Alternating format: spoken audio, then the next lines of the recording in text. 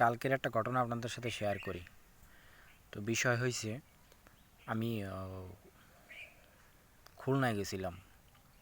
তো খুলনা থেকে আসার সময়, মানে খুলনা থেকে বাড়ি আসার সময় আমাদের এখানে একটা বাজার আছে, যে বাজারে আমরা নিয়মিত যাই বলতে যখন দরকার পড়ে তখনই যাই।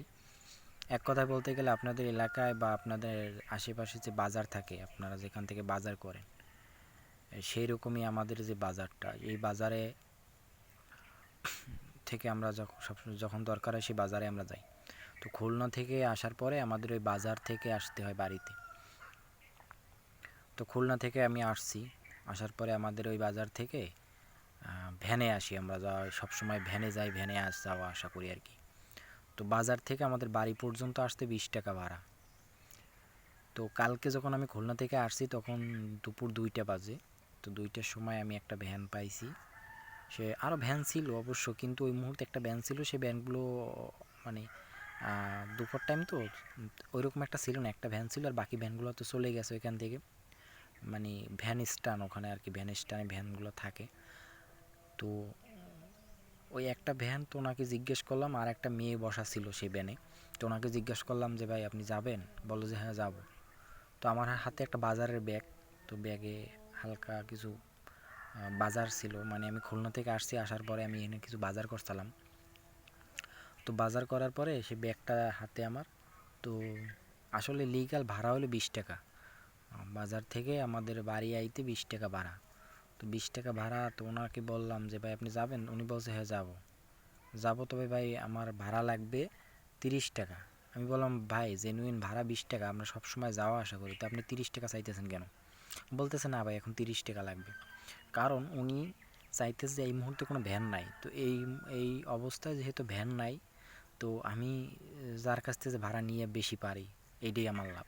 তো উনি সেই অনুপাতে মানে 30 টাকা ভাড়া চাইতে আছে। তো আমি বললাম ভাই আপনি ভ্যান নাই এই কারণে কি ভাড়া বেশি চাইতেছেন? এমনি তো আমরা যাওয়া আসা করি, আপনি জানেন যে 20 টাকা ভাড়া। বলতেছে না এখন লাগবে 30 টাকা। তো আর একটা মেয়ে বসা ছিল সে ভ্যানের উপরে, সেই মেয়েটার কাছেও ভাড়া বেশি চাইতেছে। তো ওই মেয়েটাও নামছে ভ্যান থেকে, উনি বেশি ভাড়া দিয়ে যাবে না। তো আমিও বললাম যে জেনুইন ভাড়া 20 টাকা, আপনাকে তুমি 30 টাকা দেবো কেন?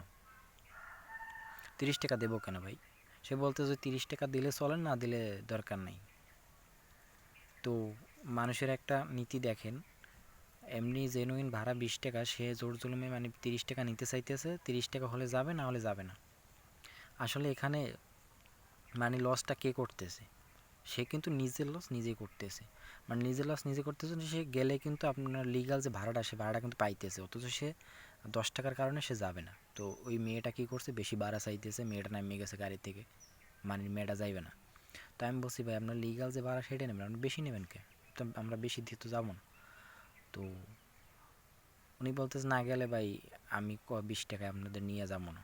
তো না যান ভাই, সমস্যা নেই, আমি যে গেলাম না, আমরা যাবো না।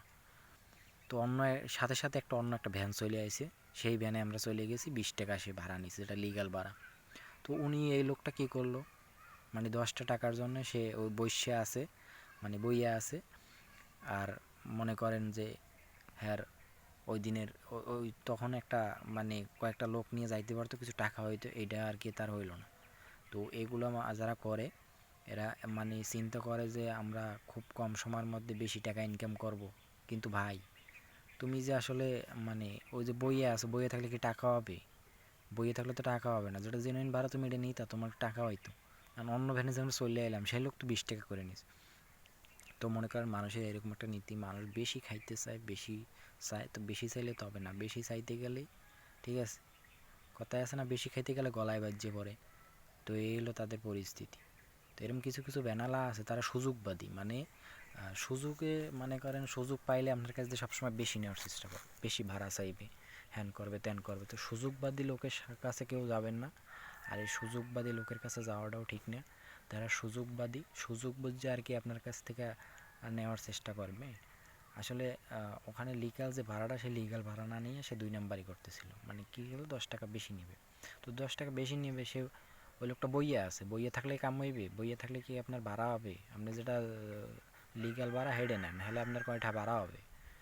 তো অন্য মানুষ তো ভ্যান চালাইতেছে, তারা 20 টাকা করে ভাড়া টানতে আছে, আর সে লোক 10 টাকার জন্য যাইব না।